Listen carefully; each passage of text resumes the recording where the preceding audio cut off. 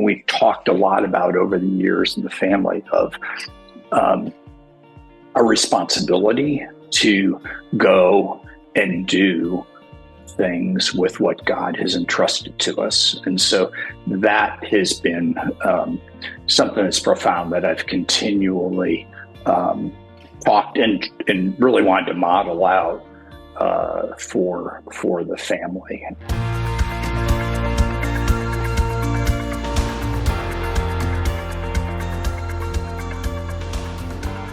I want to switch our conversation a little bit to your own personal journey in making all this work, because, this sounds a lot like, okay, just buy and build one company after another, be salt and light, create environments where people thrive, people's hearts are turned towards the Lord. You bring a blessing on this earth, which if all you did was run the companies in a God-honoring way and serve customers well, that's part of advancing the kingdom of God, right? It's not like it all happens in church or nonprofit. And yet, slicing off a piece to be able to do these strategic and selective roles where you can really add value. So let's come back to some of the really, priceless things. I remember Bob Buford said to me once when I was early in my mentoring with him, he said, "Lloyd, I want you to take out a sheet of paper and on one side, make 2 columns. On the one side, I want you to write down everything you have that's valuable."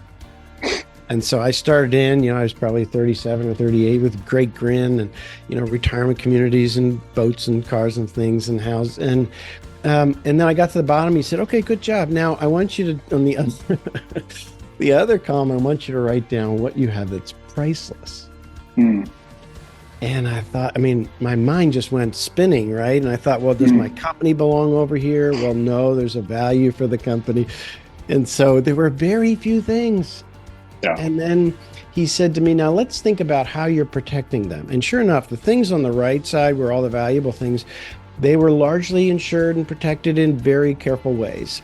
These things over here, like my reputation, my health, my marriage, my walk with, they were just out there like winging it, and you talked about intentionality. And part of being the soil that produces 100-fold is having an integrated life and thinking through how you're going to win on all these fronts. So, take us back into the journey, and it's not necessarily too far back, but what are some of the things you've learned along the way as a talented leader, as you've just described, about nurturing your relationship with your wife, building a thriving family, and taking them into this faith journey with you that involves risk and confusion and some wins and some losses, et cetera?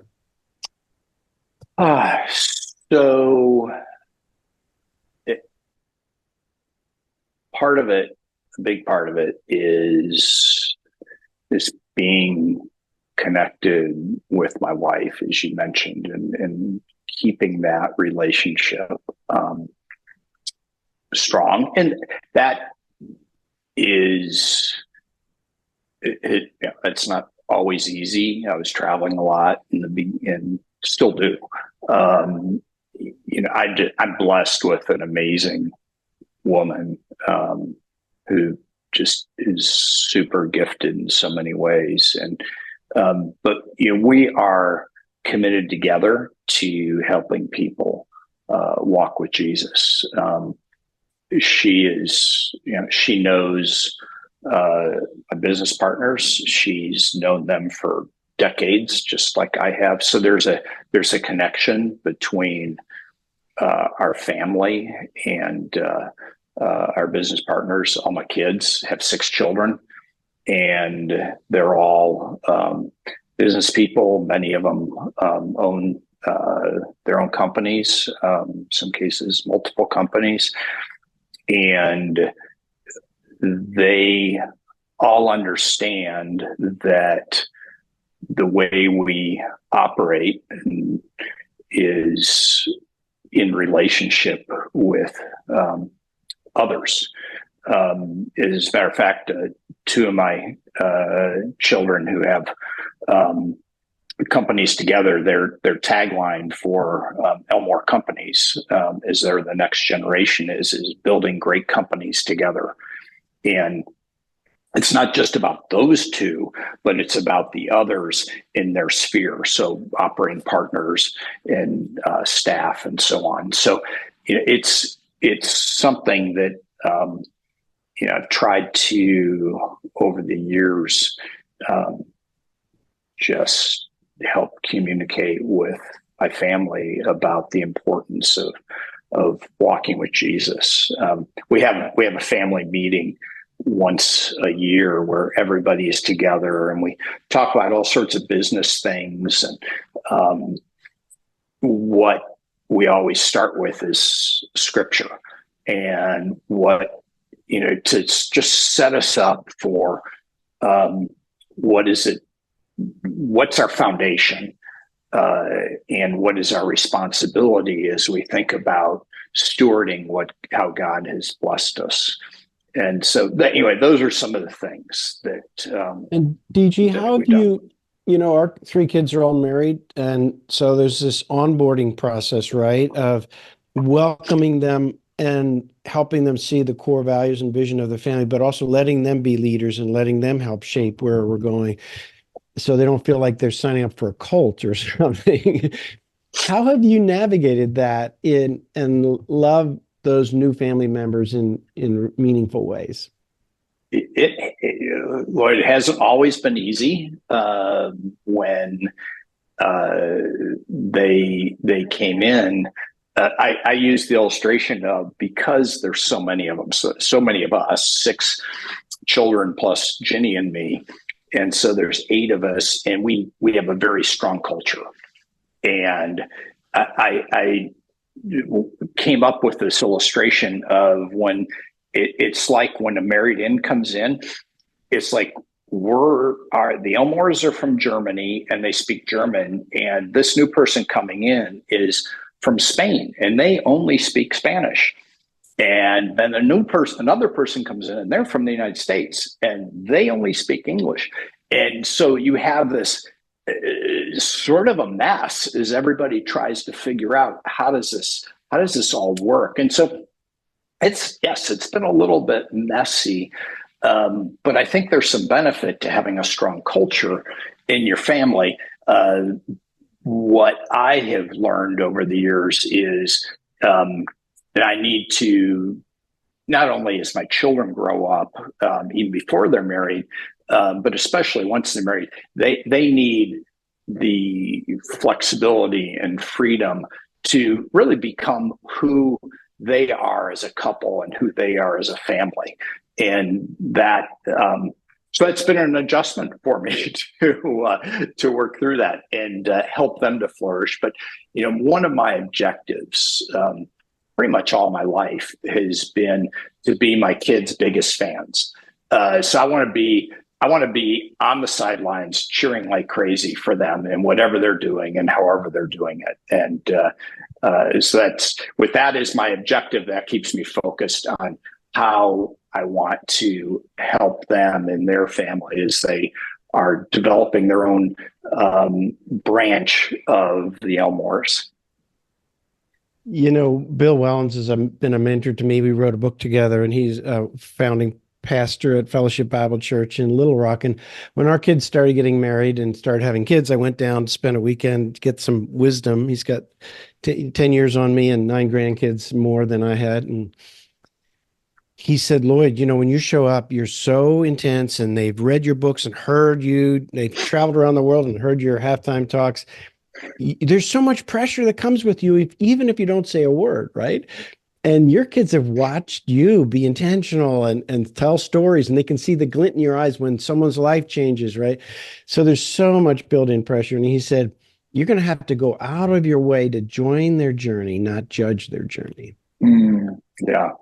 So, and the funny thing is, you've been practicing this with every new business partner, right? You've been practicing how to put their interests first and help them win, but still within the guidelines of what you're doing in your enterprise. So it's funny how that applies, right? We have a vision for our family, but we hold it loosely. And actually, all honesty, I'm learning so much from the 6 kids, but particularly the new ones, that the other ones have given me a lot of feedback along the way. We had a family vacation at Kiowa, which is a beautiful island off South Carolina. And the last night we're sitting on the back deck and the sun's going down over the water and we're drinking a glass of wine together as a family. And my son-in-law, Chris, said to me, "Hey, Dad, I've been thinking, I think you would benefit from having more spontaneity in your life." And then I watched their eyes, going back and forth. And I realized, okay, they've had this conversation. I'm the last one. Yeah. And when you're intentional, and I'm incredibly intentional as well, they know our plans. I give them our plan, my one-pager plan every December. I get their feedback, and he's trying to say to me, Dad, leave some wiggle room for the Spirit of God to, maybe twist and turn a little bit. Love that. That's awesome. Yeah. So now, what have you learned about Jenny? After so many years, I mean, you guys have been married probably 40 years, or we've been married 40. Yeah, almost 44. Yep. So you get to know this wonderful human, right? And you could probably spend the next 100 years still learning her. But what do you know now about loving her extravagantly that you wish you knew when you were 20 or 23 when you got married? Oh my. I have yeah, I was yeah. Um, I've learned a lot about being a husband, that's for sure. 'Cause I was not the best in the world. We're pretty sure that for both of us, if we were not followers of Jesus, there's no way our marriage would have survived. Not a chance. It was just, like I said, I'm intentional, I'm focused, and I traveled a lot, and she took on a huge load. What I've learned about her is her couple of things. Her capacity to handle anything that comes along is quite amazing. I think her superpower is being adaptable and having an attitude of we'll figure it out. There were, and so just to continue to enjoy how God has made her. Whereas I think, in the early days, it was much more, and this is true of, all marriages. There's, in the beginning, you're trying to figure each other out, and, you got the rough stones. And I've heard the illustration of, when you're polishing stones, you put them and they're rubbing on each other and constantly spinning and crashing into each other, and it smooths them out. And I think that's what we found, because we're very different. She's spontaneous, and she doesn't really love to plan. But all of that, what I've come to realize is all of that comes with this ability to just handle the chaos of me not being around, handle the chaos of when we had financial struggles in the early days, and, she's got 4 kids and no money in the bank account, because the business was struggling. How does she handle it? And she's like, we'll just figure it out. So her ability to lead in that way has just been amazing. And I'm so thankful for her. And the kids have learned a ton from that attitude of, we'll just figure it out. And that applies super well in all aspects of life, especially in business. One of the challenges, DG, with the wealth that we've been entrusted with is that it can damage our families if it's not really layered over not only core values, but biblical understanding of money and wealth and stewardship. And so what are some of the wisdom things that you've worked at passing down to G2 or G3 now that that really we can learn from, that might, protect a family so that it goes into this next season of wealth creation and generosity in a healthy way? So I think one of the aspects is that our our responsibility to do right with what God has entrusted to us. And so I think back to one of my favorite scriptures that was profound in my own walk with Jesus, and in my um, uh, in my being a business person who walks with the Lord, is out of Matthew 25, when there's the parable of the talents. And these each of these people were entrusted with something, and some of them did great work with them and one did not. And so we've talked a lot about over the years in the family of a responsibility to go and do things with what God has entrusted to us. And so that has been something that's profound, that I've continually talked and really wanted to model out for the family. The other is that I keep everybody, as we make, as Jenny and I personally make donations. And a few years ago, we set up a family foundation, but it's relevant there as well. Is I provide at the end of the year a list of all the organizations that we donated money to and how much we donated, so that they're seeing, it's not just, oh, mom and dad give money away, but they're actually seeing how much we give. They're seeing where it's going. If they don't know the organization, I'll put notes by what the organization is, so that I feel like that helps them have a sense of, we are stewards, that this is not ours, that we are here to give away what God is entrusting to us. And we're also here to build it, is the Matthew 25 parable of talents comes out. So I think those are a couple of things that have been really important. We also bring them into our discussions around philanthropy and keep them informed as to those areas that we are feeling God's calling us to be involved with. So I think those are some things that we're doing. So, most of the 100X forum members are, well, all of them are deeply involved in giving, and a lot of the folks that'll watch and listen to this are as well. And the more you give, the harder it is to give in a certain sense, because you see avenues where you can get a multiplier. And, for example, microfinance, you can, fund a school in Peru, a Christian school in Peru for 30 grand, you can double their capacity, but you get the money back, you can reinvest. And all of a sudden, just writing a check to, United Way doesn't seem so compelling. In our family, we give 10% to friends and family, 15% to compassionate giving, and 75% to strategic giving. And I find that the next generation, they're mostly captivated by the first two. And I have a huge bias towards what I would call strategic giving, and it comes out of, back in 2000, Bob Buford lost, when the bubble burst, the tech bubble burst, he lost about 25% of the money he had in his foundation. And he told me he got on his knees and he said to the Lord a single sentence: "It gives me no pleasure to lose your money."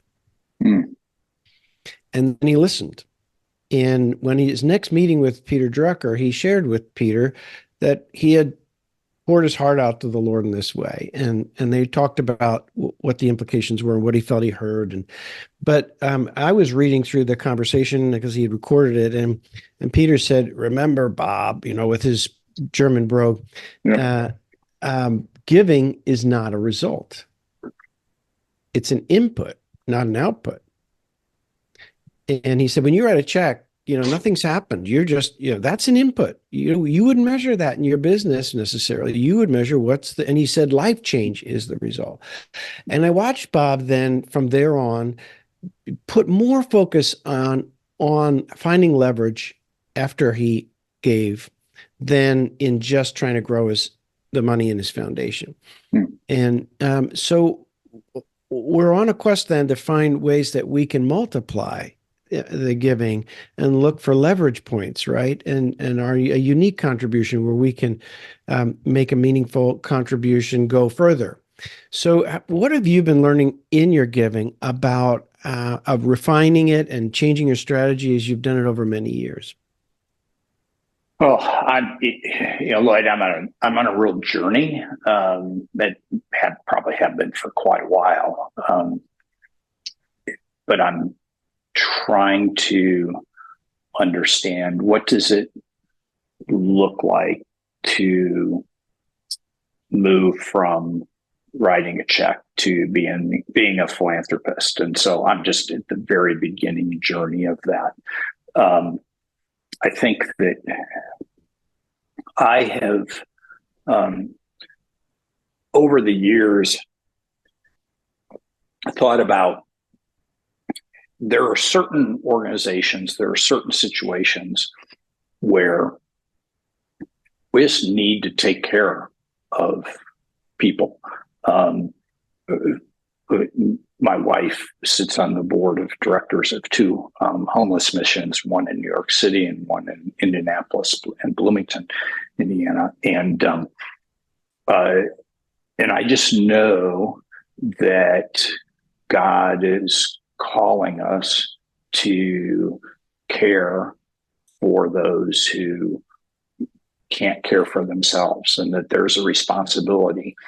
Now, in some cases, it's just to make sure that they get their food or whatever. But there are other aspects to that that I think, in my mind, create leverage. Not so much a multiplier of the dollars, but a multiplier of the impact. So if it's, for example, improving the facility that allows for more people to be taken care of, or improving the facility that allows for better training to happen, or it's hiring of staff that allows them to care for more people, or to be an advocate for those people to help them get to the right place and for the help they need. So I think it's important for us to think about how are we investing that money and impacting people, which, only two things last forever and for eternity. It's the Word of God and people. And so our desire is to do things that are going to help people and transform their lives. And so that's what we like to be involved with, because if you got a life transformation, that's real leverage in my book, when you restore relationships and people start following Jesus and things change. Now, are we involved in businesses, mission sort of things, in enterprises that are doing great work and potentially having a return? Sure, because I want to be in those places that are creating jobs that bring people out of poverty and create more jobs and grow the business. And so we're involved with that for sure. But that's how we, or at least I, have been thinking about these things. And that's pretty natural when you say that you're on a journey from writing checks to being a philanthropist. Or what Drucker wrote a note to Bob in 1989 saying, Bob, you're doing something really kind of new. It's the entrepreneurship of your whole self, not just your capital. Mm. And that's the form of philanthropy that we kind of grow into once we get to this sage and category of life. And I've watched David Weekley do that over the last 25 years. And a lot of times he funds a strategy plan through Bridgespan or something for a ministry he likes, because Mhm. he knows you get the right leader, you get the right strategy, you're going to get a multiplier on him. Well, Yeah. one last question. We just have a few minutes left, but one of the rich joys in the second half of where we've been building on some success and skills that you described, had the privilege of touching many, many people's lives like you have, in bringing blessing to them and seeing the Lord compound that. But, in these years is the deep, intimate relationships that bring so much joy now to our life. And most of the men that I've coached, 23,000 hours of coaching now, they don't have deep, intimate relationships. Just yesterday, I had two conversations, and when we got into this topic, they both guys said to me, "Well, really, I guess my relationships are from way back." Or their business, and I just sold the business, and they're kind of thinking about, how do I have time for, and what would it look like to cultivate a few deep, really intimate relationships where people know your heart and you know theirs? What have you been learning about that, DG, in this season? So that it's not going to happen without me working at it. So, um, fortunate that I'm intentional about that also. And so, um, I have found that this isn't just the men you're interviewing. This is just the general population of males. I think that Arthur Brooks, in one of his books, he talks about it as deal friends and real friends. And, that you can have a golfing buddy or a skiing buddy or whatever, and that can be a real friend. But transactional friends are deal friends. And so, I am fortunate to have a variety of men in my life that I consider to be real friends, but it is something that I have to work at to stay in touch with them, to intentionally make sure that I'm getting time with them. And I'm fortunate also that my business partners are not deal friends. I mean, we're walking through life together. In many cases, I led them to Jesus. And even before we started working together, and then we started working together afterwards. And so we were close friends for a number of years before we started working together and involved in their lives. And so I'm really fortunate to have that. So that it's really just planning. And in one thing that is interesting, a friend of mine pointed this out one time to me, that for men, it doesn't take a lot of connection time for guys, like shooting a text to say, "Hey, how you're doing?" or "Hope everything's okay," or "Just praying for you," or whatever. Those sorts of things go a long way to just keeping us connected. We don't need 2 hours to chit chat every week or something or other. So I'm blessed with a lot of friends, many of them going back many years, and most all of them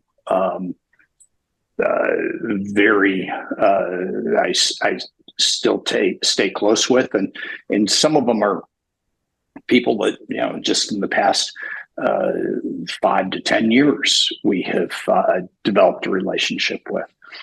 So that's what I just try to keep connected with them. Yeah. So putting it on our calendar, being open and vulnerable, sharing a little bit of our own struggles and weaknesses along the way, right? Absolutely. I have a theory, never been researched, but what I've found is that you can judge the depth of relationship in men's relationships by their willingness to be vulnerable and talk about their children's challenges. I think men, I think from what I've seen and heard from Jenny with her friends, women are very good about, oh, my kids are struggling with this, my kids are struggling with that. Let's pray about that. Let's pray about that. And they like to connect their hearts that way. Men, I find, until their relationship gets deep, they tend to like, my kid's amazing. They're doing all these great things that you would not believe, all these wonderful things they're doing. And even if the kids are struggling. And so there's, I think that vulnerability is, how vulnerable are we with how the kids are doing? That'll give us a good indication of the depth of our relationship with them. And DG, we'll end with this one thought. If you're thinking about your 45-year-old version of yourself 20 years ago, and the joy that and experience now, seeing the Lord compound your impact and really the 100x fruit that He alone can produce. In a sentence or two, what's the most important advice you would give to a 45-year-old version of yourself? The main thing is to have a daily walk with Jesus. To have time in the scriptures on a daily basis and have some people that you can be in life with. And not your spouse for sure, but not just your spouse. Others that you can be walking in life with. And I think that if people will be walking with Jesus and walking with others, it was something I was learning back then and have seen as I look back on it to be incredibly significant. Well, thank you, DG, for your life and story and sharing an hour of wisdom with us. And just be praying that the Lord continues to really use you and bless you in many years to come. Thanks, Lloyd. Great being with you. Thank you for listening to the 100X podcast. Please subscribe to the show on your favorite podcast service. We would greatly appreciate it if you could rate the show and leave us a review. This podcast is sponsored by Anchor Investments, whose mission is to build America's most generous real estate company. To learn more, please visit anchorinv.com.